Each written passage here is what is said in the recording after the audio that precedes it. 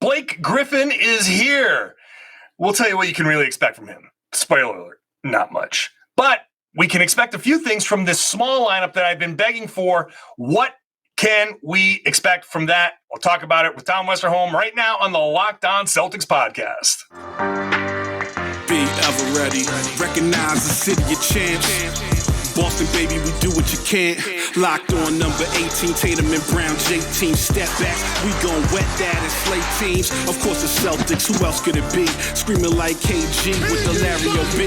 Karalis above average, assessing the team status. Best daily pod, no cap, salary matching. Clutch like Bird the DJ, keep John on replay. Prime time, dapping up the truth on the sideline. Raining J's, how it started, raising banners, how we finished. Locked on Celtics pod, home of the winners. B. Hey there, welcome back to the Locked On Celtics podcast here on the Locked On Podcast Network, where it is your team every day, and I am here for you every day, Monday through Friday, with a free, fresh podcast. So subscribe wherever you get your podcasts. You can even watch the show on YouTube. I want to thank you for making this show your first listen every day and part of your daily routine. I'm John Karalis. I'm a former professional basketball player, credentialed member of the media, covering the Celtics for Boston Sports Journal. Now I'm into my 16th season, 16 seasons. Jeez. Covering the team. I've also written a book called The Boston Celtics All-Time All-Star. 16 seasons. Tom Westerholm. Tom Westerholm, by the way. Everybody. Tom, hello. Hello. Golf clap for Tom Westerholm. 16. Huh? Yeah. Applaud me, please. Full clap? Yeah. Woo! Tom Westerholm. Woo! Baby, yeah! I liked that. Better? All right. Better? Yeah. Does that satisfy your ego, sir? Very few things do. That was better than the first one. Yes. You know, try to be professional. Try to keep it at a certain level. But no, Tom just needs it to go a little further. I do every time. It's a sickness. Tom, if there's one thing everybody has used to describe you, it's extra. That's extra. Yes. Yeah. The Celtics have an extra guy. Heyo, Blake Griffin. It was announced last Friday that he agreed to a contract. People asked for like emergency podcasts, and I was like, no. Blake doesn't move the needle for me enough to be like time machine, Blake. Sure. Yeah. Oh yeah. Yeah, I mean, if he had like the Kia that traveled through time and that brought him here, that'd be great. But I didn't feel the need to do an emergency podcast on Blake Griffin, and I certainly didn't feel the need to talk about him yesterday after the Celtics' huge 41-point preseason win. Which, okay, 41 points. Who cares about 41 points? But I thought it was just such a nice kind of like distraction from everything. Like it just felt good.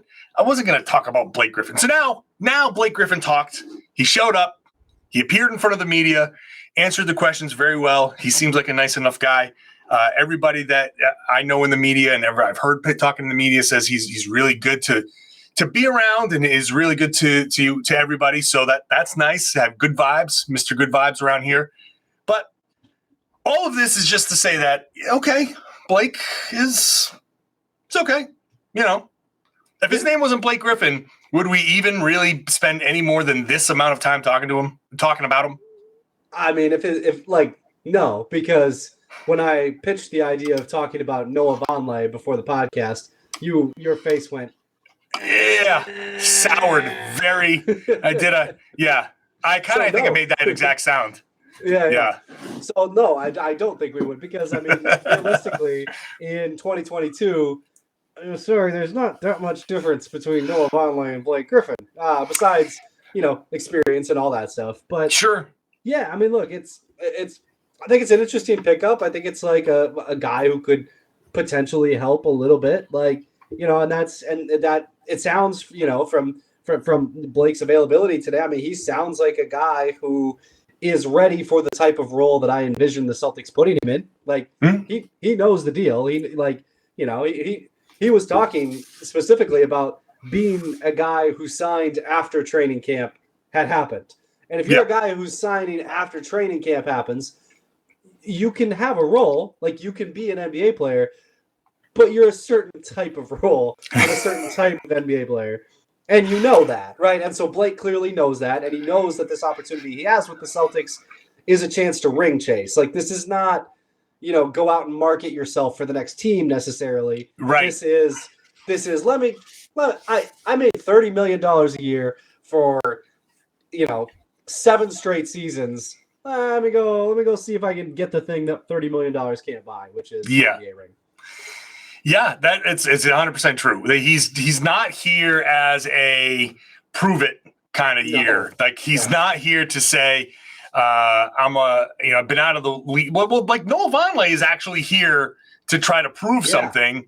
And I think all Noah Vonleh is proving is that his status in the league is appropriate to me. Like, I don't think he is worthy of increased status in the NBA. This is about right for him. So, but Blake, sorry, I'm just sour on Vonleh. Blake is, it's exactly right. He's a guy that's going to come in and play. If he plays any more than 4 or 5 minutes at a time, there's a problem. In those 4 or 5 minutes, he can move the ball.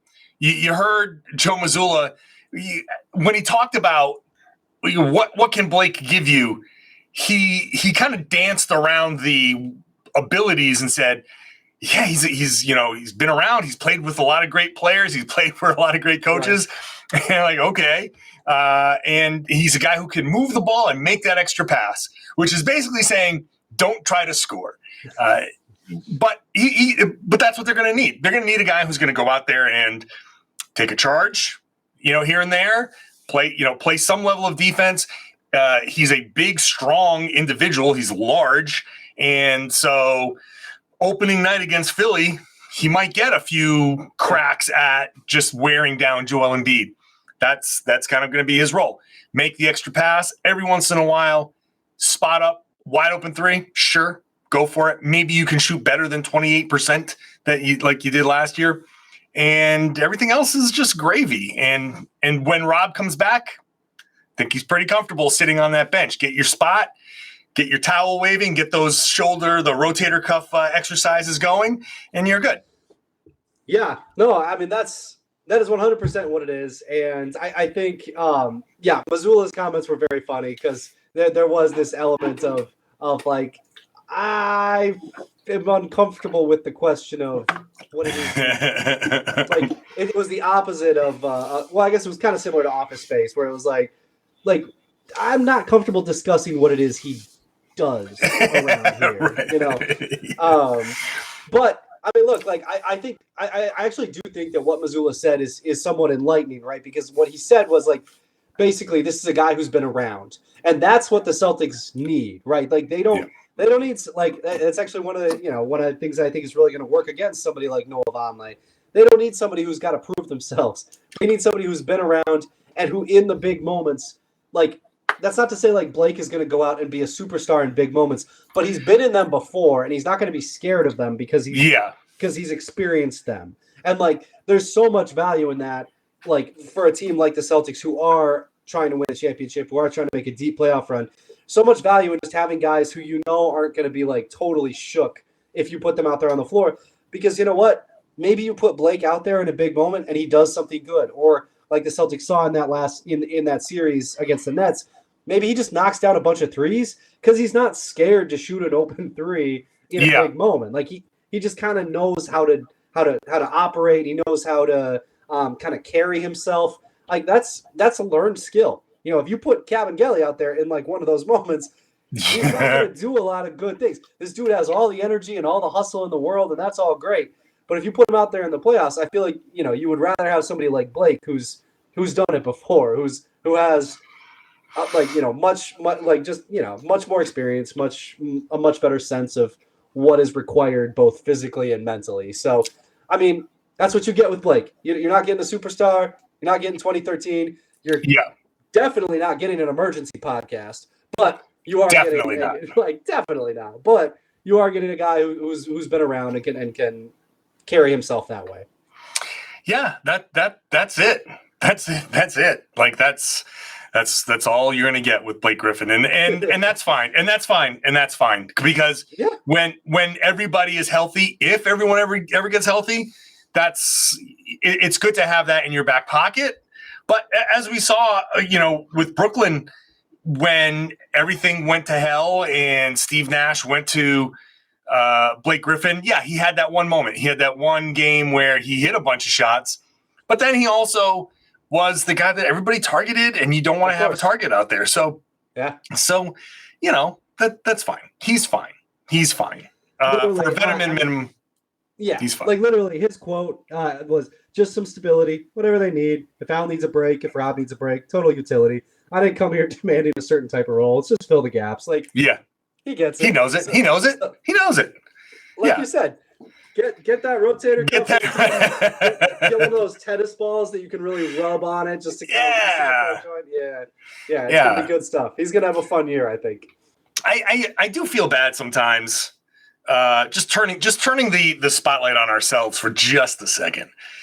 When everybody knows that this is what it is. Everybody knows what it is, or should know what it is. If you're out there in a scrum asking Joe Mazzulla, so what do you think Blake Griffin brings to this team? And you ask it earnestly, I mean, don't put him in that position. I know you need the quote. But I mean, maybe ask a different question. Maybe ask a little something that's, I don't know. It just feels like you put a guy in a position to be like, he's fun. It's like when Brad a couple seasons ago, who was he? Oh, we were asking about Poirier. Remember, I don't know if you remember this moment. We asked him about Poirier, and I was like, so what does he bring? What does he do? And Brad's like, well, he's the funniest guy in the locker room. And you're like, if that's your first thing, he sucks. He's terrible. So, that's kind of what this is. Not to that extent, which was really one of Brad's unintentionally funniest moments as a coach. That was incredible. But it also might still be the case. Like, Blake Griffin is pretty funny. Yeah. That might actually be an accurate answer. Like, I mean, he was cracked a joke about Al being 1,000,000 years old today. Like, he's always a funny guy. He's got jokes. He's got jokes. Literally has jokes. He did try a stand-up career. Maybe you'll see him at one of the local comedy clubs after a game. All right, we'll shift into the game time, the game action, which I didn't get to yesterday in my first view of my first run at the podcast. So we'll come back and talk about that, including the small lineups, the super small lineups. I know I've mentioned it a lot on the podcast. Trying to get a sense of how those worked. Talk about that in just a second. If you haven't tried Built Bar Puffs yet, you are missing out. I just got a box of these, the cookie dough chunk puffs. I got them specifically for the 13-year-old. He's eating these things 2 at a time. So if you ever wonder how these things taste, a teenager is scarfing these things down. For you, it's only 160 calories and 15 grams of protein. So they're delicious, obviously, and they're good for you. They're not bad for you. They're actually something that you can add to your diet and feel good about it. Snag a box for you and the family would be a perfect treat. Or if you want to just hide them, and that's beyond time for me, but you can hoard them for yourself. Covered in 100% chocolate, light, fluffy texture, really, really good. Built Bar makes all of their bars with collagen protein, which is absorbed more efficiently by your body, provides tons of health benefits, so tastes good, it's good for you. Check out the new cookie dough chunk puff whenever you need a snack or after a workout or breakfast or a late night treat or whatever. It's the perfect protein bar, and they taste better than a candy bar. Ditch the calories, fat, and sugar. Grab yourself a Built Bar. Go to Built.com. Use the promo code LOCKEDON15. It's LOCKEDON15 to get 15% off your order, and it works every single time. LOCKEDON15 for 15% off at Built.com. Thanks again for making Locked On Celtics your first listen every day. Make sure you are checking out next week the Ultimate Pro Basketball Preview starting October 10th. It's a 6-episode extravaganza to get you ready for the NBA season. I was a part of this on the Contender episode. Local experts and the NBA insiders from the Locked On Podcast Network and Odyssey combining into one ultimate NBA preview. It's starting October 10th. Search for Ultimate Pro Basketball Preview 2022 on your Odyssey app, YouTube, or wherever you get your podcasts. Let's bring Tom Westerholm back into the mix. Talk about that game. I was going through rewatching some of the game, and I think one of the big things that came out of it, we talked about like the turnovers and stuff. Joe Mazzulla said he thought the guys had good intentions. And he said that before I kind of went back and rewatched it. I think he's right. Yeah. That he said, guys were trying to do the right things, and they still had a lot of turnovers. Clean up the timing, and if you keep trying to do the right things, those will naturally kind of go away. I tend to believe him on that. So the 23, 24 turnovers that they had, I think there were a couple that they were pushing the ball, a couple where they were trying some backdoor cuts. Ball just, maybe trying to force it a little bit. Cleaning those things up shouldn't be too big of a problem. I came out of that game thinking like, geez, they kind of like survived a bunch of turnovers. But on second watch, I thought not as bad as the number looks. So I feel like just cleaning up one of the negatives from the game, I think the turnovers weren't as bad as they first kind of felt. Yeah, I would agree with that. And I think all you have to do is look at the assists to feel that way, right? Like the assists suggest this is a team that was really trying to move the ball. And, a couple of times we saw, some of those turnovers where, a guy moved when he wasn't supposed to move, like kind of passing to an area where there probably should have been somebody, there's going to be a lot of familiarity that has to work. I mean, like partly because look, like one of the things the Celtics did was they ramped up their spacing, and part of spacing is having guys in the right spaces. So, and it's, I mean, I think it's going to be really interesting for Sam Hauser. Like he is a shooter. He's the kind of shooter, he's like a spot up guy. And part of being a really effective spot up guy is kind of floating along the 3-point line where your defender isn't, right? Kind of catching your defender napping. Well, if Jayson Tatum is driving and Sam out and he expects there to be an outlet and he feels somebody collapse. Yeah. I mean, especially in the early going when he and Sam Hauser are kind of working on that timing and working on that spacing, there might be some of those like disconnects. There might, Jaylen might float a pass that was supposed to be in the corner, but Hauser's defender was right there. So he floated up a little bit. Yeah. Those things are just going to take time. They're going to take familiarity.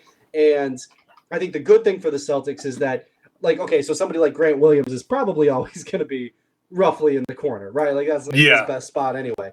But I think the good thing for the Celtics is that most of the team has a lot of that familiarity, and it's just going to be kind of like getting the other guys up to speed as opposed to having everybody have to develop it all at the same time. Like instead, it's like it's mostly, okay, let's get Malcolm up to speed. Let's get Hauser up to speed. Everybody good? All right, let's roll. Like I feel like it's going to be a lot more of that than sort of this big overarching thing that they have to deal with.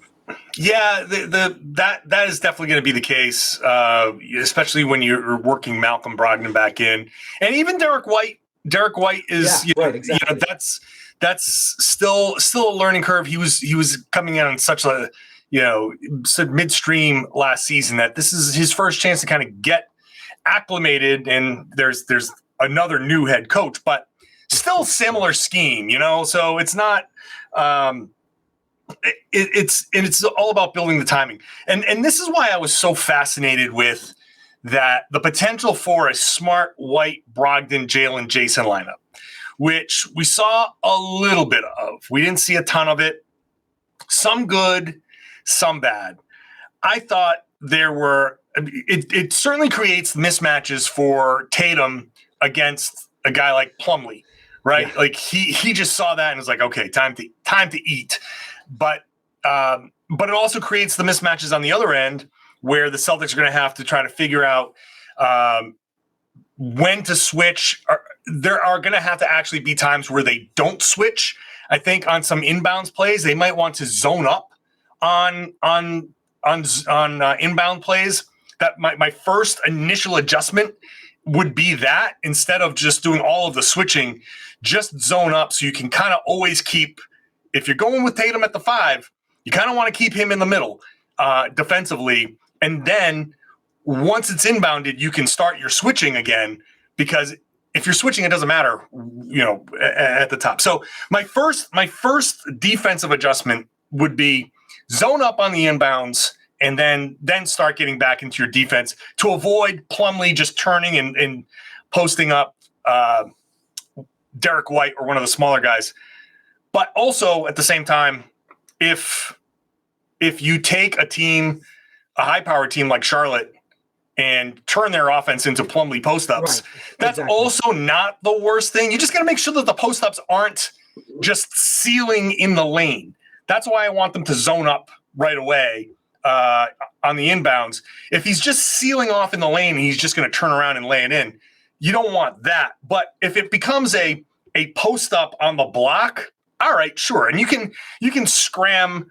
If it's White, you can scram him out and throw Marcus in there. You have anybody else in there to have a better shot at it. So minor tweak there defensively.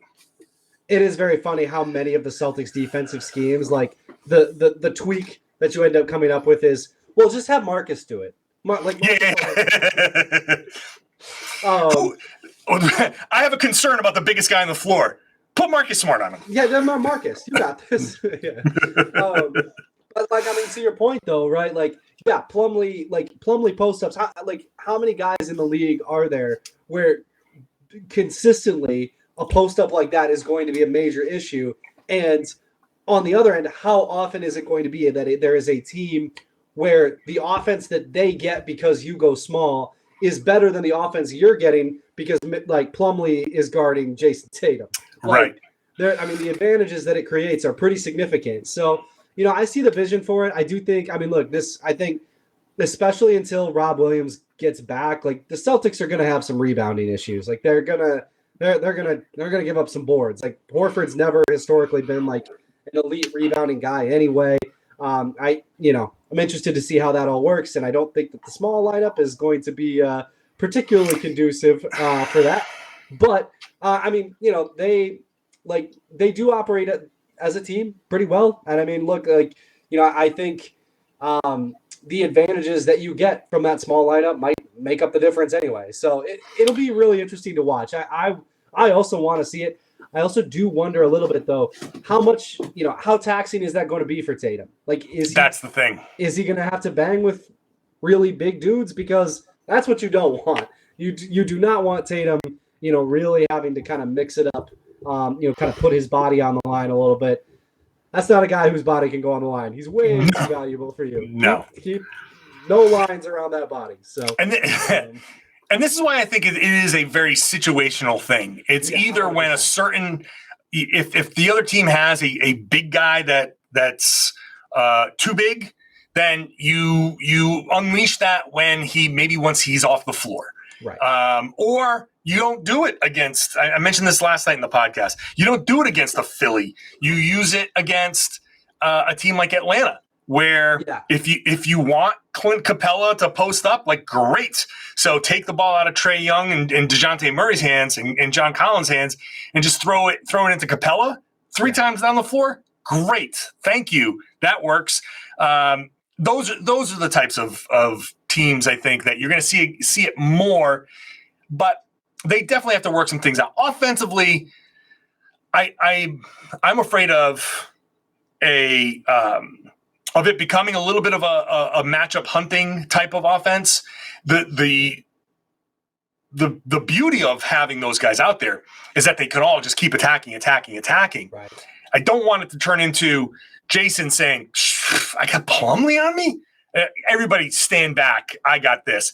Yes, you got Plumlee on you. Attack them, but then it should just be drive and kick, because the next guy who gets it and says, oh, I got Plumlee on me, I can attack this. Every one of those guys can burn Plumlee, and that's going to be the whole point of the offense. One thing I saw offensively on that side is it didn't seem like there was a whole bit of comfortability screening. That lineup doesn't have a bunch of screeners per se, and you don't want to turn historically your 4 and 5 are your screeners, but your 4 and your 5 are Jaylen and Jayson. Now you can turn them into screeners and say it's the guy who sets the pick who's going to be the most dangerous guy, because if you're running a Tatum Brogdon pick and roll, well, who do you guard? What do you do? Do you blitz? What do you do? You can't do anything. But also, you don't want to turn Tatum and Brown into screeners for too much of a game either, because it just takes them away from their comfort zones. So there's an issue there that I think they just need to work through. Who will be setting the screens? Who will be the ball handlers? Sometimes when everybody can do everything, it's hard to get some people to do specific things. Yeah, for sure. And I think that's part of the reason why, like, when we talk about this lineup, I don't think either of us is thinking of it even in terms of like the Warriors' death lineup from a few years ago, right? Where it's like that was one where they unleashed it a pretty fair amount at the end of games. Yeah, that's not what I don't think that's what this lineup is. No, it's not. Atlanta's a great example. I can mostly think of bad examples, right? Where it's like, okay, like obviously you're not doing this against the Nuggets, you're not doing this against the Sixers, you're not doing it against Memphis because the last thing you want is Jayson Tatum getting matched up with Steven Adams. Like, right. You're going to take an elbow to the chops, and then that's not what you want. Right. But, yeah, I think, like you said, situationally, busting it out, maybe there are teams where it makes sense to end a game that way, where you just, like, annihilate them offensively for the end of the game. And, like, yeah, we'll trade baskets. We were up 13. Now we're up 17. No problem. Something like that. But, I think generally speaking, this is going to be something that is unleashed. If the Celtics unleash it, it's gonna depend very much on certain teams and certain personnel. Yeah, you can't. I think people see that Warriors death lineup and just say go super small and you can do it. But the key to that whole lineup was Draymond Green. And Draymond. And the Celtics have Marcus Smart. Marcus Smart is part of that lineup, so I see the vision. But he's a little but he's also not that same role as Draymond. I know you're joking around, but Draymond is Tatum's size. He might actually be a little bit smaller than Tatum, but he's definitely shorter. Yeah. So I mean, I think Tatum's bigger than Draymond, but Draymond plays such a specific role as that small ball center that, especially at his peak, when he could occasionally still hit a three, that there's just, it's impossible to replicate that Warriors death lineup because of the uniquely great players in the very specific roles that they had. And to me, it always started with Draymond being the best defender on the floor and such a great facilitator in the high post and making that offense work. That's what I'm talking about with the Celtics lineup. Not only is there no Draymond defensively, he did something very specific. And there's nobody in this lineup that A, does anything that specific, or B, you would want to reduce to that kind of specificity, because the whole point of that lineup is you got Smart and White and Brogdon and Jaylen and Jayson. They can all do everything. And so they should all be flying. That team should be flying and dribble handoffs and back cutting and it'll be a different style. They should be able to perfect that. I do think the benefits will outweigh the negatives, but it certainly is a work in progress. Definitely. What else from that game? I think, everybody wants to talk about Kabengele, right? Fiondu Kabengele. You mentioned him earlier. I will say that I only bring it up because the work that he was doing in practice on Monday, which I think is important because he's learning pick and roll stuff. But Jaylen Brown spent a significant amount of time working with him and teaching him the ins and outs of angling. When you see my defender this way, I'm looking to cut. When you see the defender here, like he was grabbing Tony Dobbins like by the shirt and like, go here, go here, go here. When you see this, I'm doing this. When you see that, I'm doing that. And like the little nuance of he's defending me straight up, so I'm going here. He's angled a little bit this way. I'm going to do this. so much in there. It's almost like it was like Coach Jaylen Brown. It was really fun to watch that whole thing. I'm going nowhere with this. I really just wanted to talk about how cool it was that Jaylen and Kabengele were together and working for a solid like 20 minutes or so after practice on those pick and rolls. Yeah, definitely. Fun. I mean, no, for sure. And I mean, look, I think Kabengele is going to be, I think, fun. I don't know how much more than that he's going to be. I mean, like, clearly he's a guy who, wants to stick at the NBA level, who's working really hard to try to be there, who's, willing to throw himself after the ball and all that. And I mean, there's a lot of value in that, right? There's a lot of value in being the guy who, is willing to lay out to try to grab something. But I mean, I kind of, I don't know. How much do you think he's like? Do you think he's going to play? I don't think he's going to play. I compared him to. Everybody wants to say, and I've said it too, his game most closely resembles Robert Williams just because he's a roller, and a high flyer. He's got that diet, Robert Williams, right? Where it's like, I mean, I agree. Like that's if what you need is less like Robert Williams' talent and more just Robert Williams' skill set against certain teams, Kabengele can kind of imitate that for you, and that's fine. He's never going to be Rob, but if you just need somebody who's just bouncy and maybe a tiny bit intimidating and can catch a lob, sure, by all means. I said in yesterday's podcast, he's like rookie year Rob is what he is. I think less feel, but yeah, for sure. Yeah, like right. In that realm. He's not this year Rob. He's not the Rob that you expect to come in here and had he played a whole season compete for defensive player of the year. This is the guy who's like not sure where to go, isn't playing, doesn't know the angles, doesn't know all that stuff, is trying to jump and block everything. I'm watching the game again, and you see things in the broadcast that you don't in person, especially at the angle that they have us at.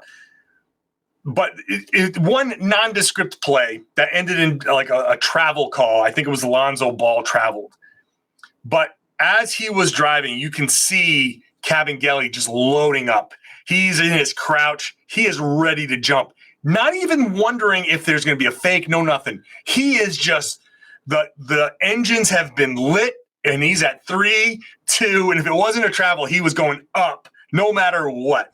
That's the Kabengele that resembles the early Rob Williams. Rookie Rob, yeah. yeah. He's jumping. No matter what, he's jumping. You don't even have to fake. You just got to give a little eye fake. You just got to give your eyebrow raise, and he's through the roof. You can go under him. He jumps so high.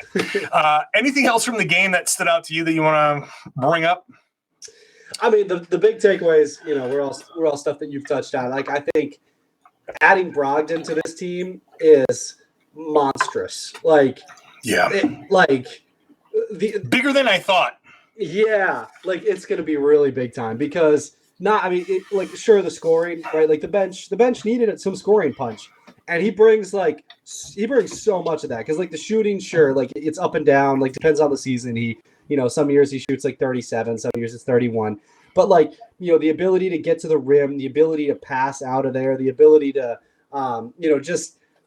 just break down a defense, what an addition. And I know we've hammered it to death, right? But to get him for basically one draft pick and some stuff that you weren't going to use anyway, it's just a coup d'etat. Well done, Brad. I hope Brogdon stays healthy just so that we can see what this looks like for an extended period, because this Celtics team could be really, really, really tough this year. They're going to be really good.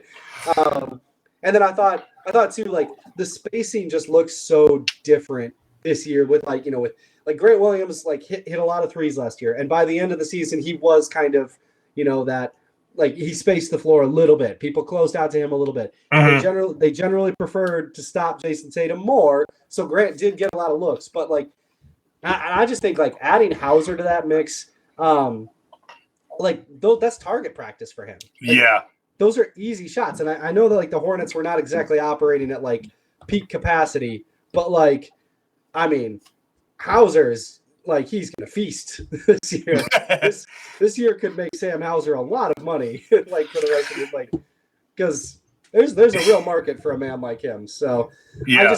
I mean, look, I know like we're gonna learn things about this team. We're gonna discover things that they need to work on. That I do think that there's going to be an issue for the first however many weeks of the season with only having Al while they're waiting for Rob. I think like asking Al to be the rim protector, the switching guy, and the rebounder, like in addition to all of his offensive responsibilities, that's a lot. There's going to be issues here, and it's a lot that we haven't seen yet. But like, good Lord, this team could be really good. This team could be just disgustingly good at basketball. Yeah, I think the one thing that keeps coming up is the level of focus. Even Blake Griffin at practice Monday was talking about these guys look focused. Everybody's talking about how just locked in they are. And you know, the whole Ime Udoka stuff happening when it did actually, you know, if a bad thing like that is going to happen, having it happen so close to the season actually was, at least timing wise, it might have seemed initially like, oh God, this is terrible timing. But for the players, they want to forget about this so badly that they just had to put their heads down and had to focus on the basketball so much that I think maybe a few of these guys might have felt like, yeah, you know, it's going to be a long run. We just had a long run. We're going to ease our way into things. And I think this preseason might have been a little bit different if nothing happened.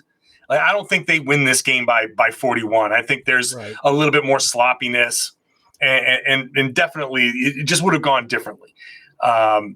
They have to focus on everything and make sure they're getting everything right, because not only does that give them the opportunity to just put stuff out of their minds, it erases the questions. It has people, all of the preseason stuff that's going on, all of the podcasts, all of the preview shows, the Celtics should be pretty good, but we don't know how they're going to handle the loss of Ime. Well, you come out strong and focus the way they were. They looked like it was a regular season game. Yeah. You come out like that and everybody goes, oh, okay, they're fine. And then it goes away. But if you come out like crap and the ball's flying everywhere and the 24 turnovers are just really horrible turnovers and you're not hitting half your shots, everybody's like, oh, yeah, well, see, that's what happens. They're clearly bothered by the loss of Ime. And I can tell you that just anecdotally what I hear, everybody's bothered by it. Everybody's still bothered by it, but the focus has to be on the product now so they can put all of that aside. They have no choice. The product is happening. The games are happening. So I thought what we saw in game one was certainly, I think, some amount of them kind of like circling the wagons and saying, we're going to execute what we do. We're going to do it as best as we can. And winning games is going to shut everybody up. And winning games is going to prove to everybody that we, the players, are the ones out there that went to the finals. And I think this is just one step in that. But you're right. There are going to be issues. But I think that is certainly at play. And look, it's kind of like what we talked about this on a recent episode about how, like, just because Ime's gone doesn't mean you have to stop doing the things that he told you how to do. That's also the case for, like, just your mentality. Like, yeah, whatever Ime did, whatever bad thing that he did that, like, you know, the players don't know yet, but seems to have Matt Barnes convinced, like, you know, whatever that is, like, Ime still seems to have taught, you know, like, like all last season, preaching mental toughness. You can still take those lessons. You can still do whatever you want with them. You can still absolutely just implement that and be like, yeah, we're still mentally tough. Like, even if Ime was the one who kind of like pushed that and brought that out of them, the fact that he's gone doesn't change that. In fact, like, you can just be mentally tough that you learned from Ime about Ime being gone. So like, all these things, like all these reasons why like Ime, like it certainly sounds like there's a great reason why he's gone, but he was also a good basketball coach, and the guys who are like learned from him get to still implement all the things that they learned last year. Right. You don't have to give that back. You don't have to erase the knowledge that he gave you. You don't have to erase all of the responsibility that he's like, all of the good stuff. You can still do that stuff. It's the smartest thing that Joe Mazzulla is doing. It's the smart. It's just, he's like, we went to the finals. We did it a certain way. We're going to still do it. We're going to keep doing all of that stuff because it's basically we're all back. Seriously, everybody's back except for Ime. All the assistants, all the players, like everybody is back except for Ime. And so why not just keep doing it? We still have all the tests. We still have all the notes. Let's just keep let's just do it again. So Ime didn't coach problematically. He acted problematically. Right. Off the court stuff. Yeah. So don't do the off the court stuff that he did. Do the on the court stuff that he did. Oh man. Well, we could be sitting here after the Toronto game and being like, "Oh my God, they looked horrible." One preseason game, we can't overreact to it, but I did like what I saw in a lot of ways. All right, Tom, appreciate you coming on. Good to have you. Good to have you on talking basketball. Tom Westerholm, everybody. Tom _NBA. Applause, Tom Westerholm. Everybody up in the behind me at the practice facility. Yeah. Tommy. Feels good. It feels good. I'll sleep well tonight. Yeah, you will. All right. I don't get applause. I'm the host of the damn show. I didn't get applause. I have to applaud Tom. You know what you can do? You can leave comments. Just leave the applause emoji in the comments on the YouTube page. Help feed the algorithm there, and give me the applause. You think Tom's not the only one with a fragile. So I would love it if you subscribe to the podcast, and Monday through Friday. So subscribe to the show. Thank you for making your first listen. Hey, by the way, make your second listen to the Locked On Fantasy Basketball Podcast. Josh Lloyd is a monster. That podcast is just out of control. They hit 50,000 subscribers on YouTube. 50,000 on YouTube. I was happy that I just got 8,000 for this show. That's how big Josh Lloyd's show is. Check it out. If you're playing fantasy basketball, check out Locked On Fantasy Basketball. If you're just into the Celtics, just subscribe to the Locked On Celtics podcast. Watch the show on YouTube. Like I said, like it, rate it, review it, all of that stuff. Share the podcast. Tell your friends and family and everybody that they should be listening to and watching. I'll spit this out. Listening to and watching the Locked On Celtics podcast here on the Locked On Podcast Network. Your team every day.